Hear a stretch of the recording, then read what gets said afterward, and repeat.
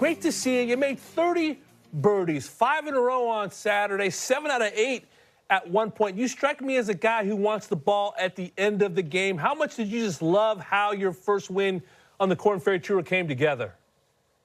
No, it was great. I felt like, it was a little bit of a come behind victory, coming from 4 shots back, which I love. And I felt like I was applying a pressure to the guys ahead of me on the leaderboard all day. And I like that. I really didn't feel pressure. I was trying to apply the pressure, which is kind of our mindset for the day. You're still pretty early in your professional career, obviously, Neal. Did you feel as though you were still on a learning curve, or did you actually expect to win when you got out there?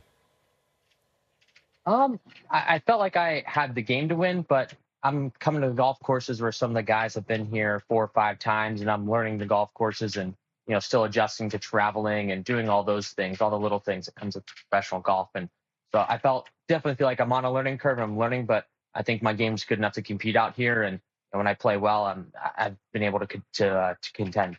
How about the adjustment to fame? I mean, Netflix, commercials, meme, the hair. I mean, you got it all going on. How do you balance letting your clubs do the talking, but also kind of embracing what seems to be budding stardom?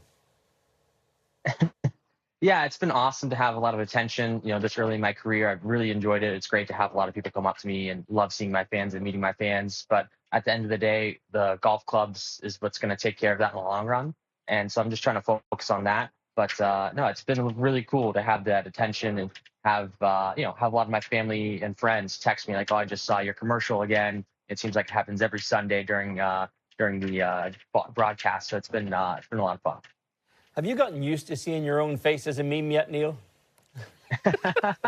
I see myself on social media all too often nowadays. So I'm just kind of getting used to it. I'm enjoying reading through some of the comments, some of the funny comments. It's a good way to pass some time.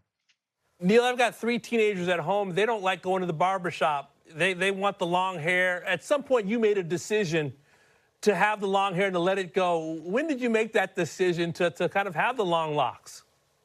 Yeah, I mean, I kind of started to grow it out. Maybe my 3rd year of college is at James Madison. And, I'll be honest with you guys, after the U.S. Open or U.S. Amateur, I was kind of planning on cutting my hair, but I finished 2nd and I became the guy with the long hair, and I just couldn't cut it. It just had to stick.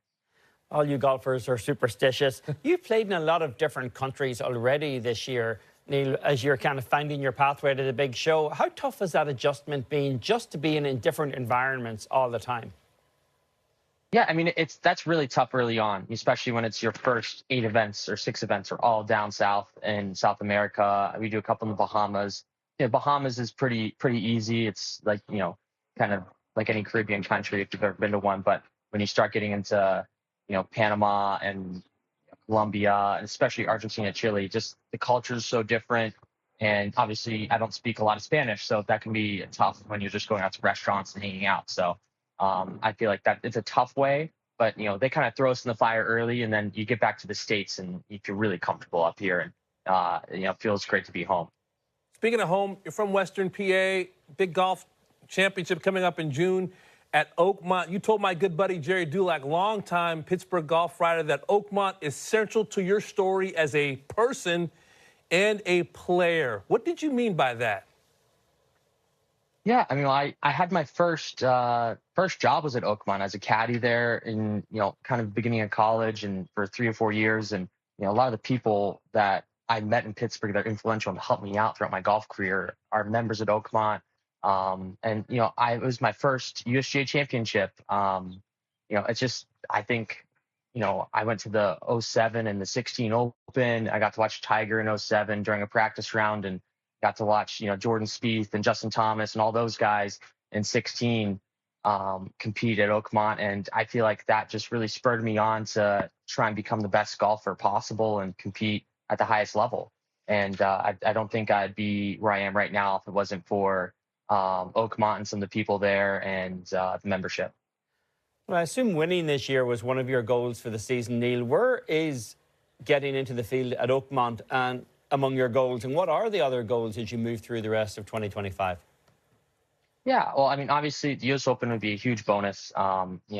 Being right in my backyard, I love the golf course. It's my favorite golf course in the world. and I'd love nothing more than to play in the U.S. Open there. But at the end of the day, the bigger picture, I really want to be on the PGA Tour next year. So that's a huge focus of ours. Getting a win is awesome. It's really hard to make it into the top 20 of the points list if you don't win. So we kind of took care of that early, and we're just trying to keep building off this and keep accumulating more points early in the season, and hopefully knock that out pretty early. Neal, we got people in common. One of my good buddies is Alan Citron, longtime member at Oakmont. Lance and Eddie, great caddies, brothers out there, have looped for me. Just for the folks at home, I think Oakmont is absolute American golf royalty. In your mind, what makes Oakmont special? Well, I mean, you just go back and look at the list of people who've won there. I mean, it's an unbelievable list. I mean, it's a who's who of golf. Obviously you have Jack Nicklaus and Hogan, and just all the history there. It's so cool. And not only that, I think the people who are members there, they've been very influential in the golf world and in the business world in general. And it's just a cool place where those two worlds have kind of collided. Yep, and quite easy to four-putt, as I am well aware.